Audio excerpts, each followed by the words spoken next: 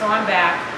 Today we're going to talk about our spinach souffle.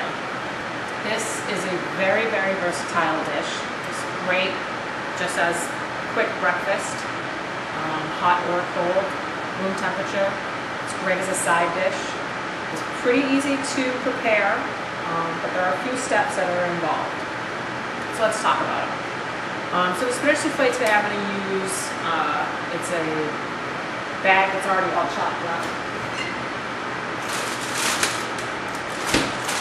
And this one actually has a whole bunch of other dark leafy greens in it. So even better, on top of a lot of antioxidants. Fun stuff. So let's get started. A couple things you're going to need. In the plate we have, it's about 1.5 to 2 cups of diced onion. Mine happened to be a large onion, so I just used a half, but like I said, you know, if you're going to use like an orange size onion, that should be more than enough. Put more, put less, whatever you like. I have a whole bunch of parsley chopped, about 3 or so cloves of garlic, more or less, however much you like. Use some crushed red pepper. I'm also going to use some crushed red pepper, salt, pepper. Basically the flavor profile I'm going for is what you would call a spinach pie or spinach souffle. I wanted something that would replicate it just without the cheese and the breadcrumbs and all of that fat. Oh yeah, and the phyllo dough and all the butter.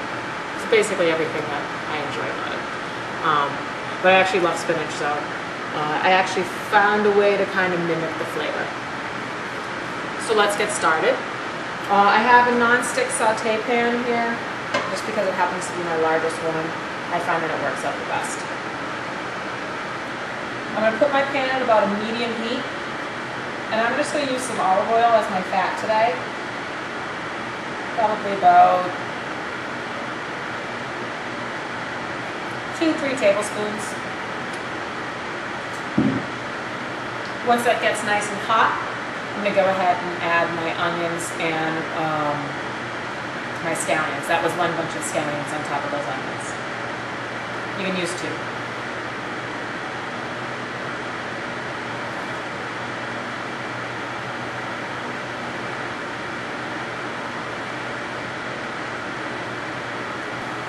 So the goal here is I just want to sweat down my onions until they become nice and translucent. Then I'm going to go ahead and add my garlic, and then finally my parsley. So we'll go through the process together. Alright, it's been about 3 or 4 minutes. As you can see, my onions are nice and translucent here. I'm going to go ahead. I'm going to add my garlic first.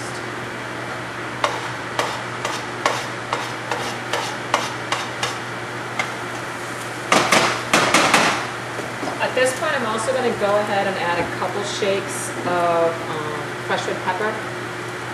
But as we all know, I'm into this heat kick right now, so I'm loving spice. It's optional. I just happen to like it. I think that's good.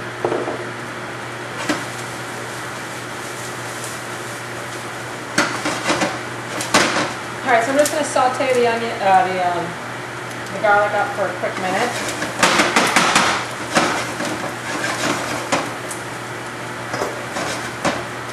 Then I'm going to go ahead and add my parsley.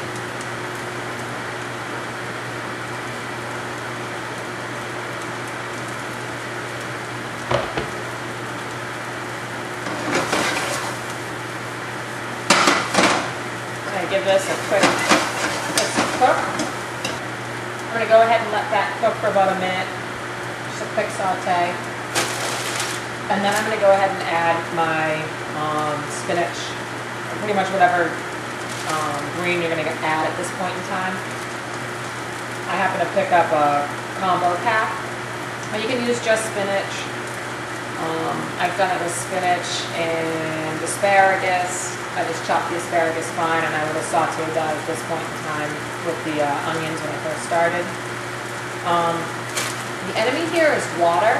So if you do go ahead and wash these before, use a salad spinner and make sure you really, really get these nice and dry. And I will tell you why later on. When you're going ahead and making the souffle with the eggs, water's kind of the enemy here at this point. But the reason why we're cooking it, it's going to alleviate some of that water. So this is about a pound bag. I'm just going to kind of start adding it slowly, because I know I can't fit the whole thing in here. Now I'm not looking to cook my greens, I'm just looking to kind of wilt them. Some of them will obviously cook more than others depending on when I add them.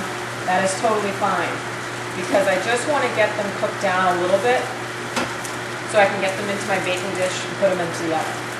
Because although I'm calling it a souffle, it's more like a bake with eggs and egg whites. It's just kind of in the style of a souffle. You may want to turn your fire down a little bit at this point. And again, like I said, I'm not really looking to cook it. As this wilts down more and more, I'm going to go ahead and add more of my grain mix. Well, I think I'm going to have to do it in 3 batches here.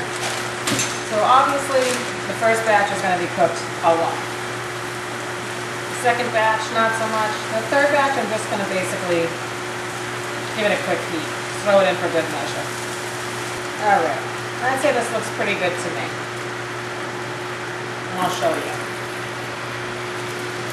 So this is a mixture of Swiss chard, baby bok choy, and spinach. But you see some of it still pretty uncooked, some of it's pretty cooked.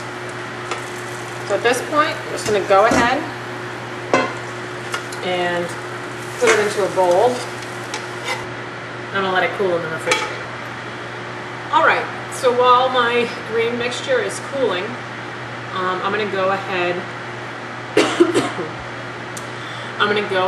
and start to get my eggs together. Basically what I'm going to do right now is I'm going to go ahead and whip for that amount about 3 to 4 egg whites, and I just want to whip them until they form a nice soft peak. And you can either use your hand mixer or do it by hand. It's whatever you prefer. Obviously the hand mixer is easier and a lot faster. I'll show you what that looks like. I'm also going to use about 2 whole eggs to mix in with that mixture. Then I'm going to put it into a baking dish and bake it up. What else can you add? You can add nuts. You can add pretty much any vegetable of your choice. If it was a raw vegetable, go ahead and saute that with the onions. Pretty versatile. It is quite a few steps. However, if you make enough at a time, you can just throw it in the refrigerator, cut and go. Some people like to make them into muffins, so you can use a muffin tin. So that way you have a quick single serving piece right there. You can either throw it in the microwave or eat it right out of the refrigerator and be delicious. So let's go ahead and whip my egg whites. If you are going to whip your egg whites, one thing to note, try to use a cold bowl. Copper is the best choice. I know not everybody has a copper bowl. That's fine. Don't go too crazy. I just want to see like a soft peak here. I'm not looking for a super hard peak. We're not making a meringue. We're just going to fold it in and throw it into my oven. At this point, it's a good time to go ahead and preheat your oven. I have mine set to 375. And yeah, so let's go ahead and whip some eggs. Alright, so we're at the soft peak stage, and I'll show you what that looks like with my egg whites. As you see, if I just flip it over, nice whole held peak. It takes about 5 minutes if you do it by hand. Much easier than getting your hand mixing. Alright, so from here,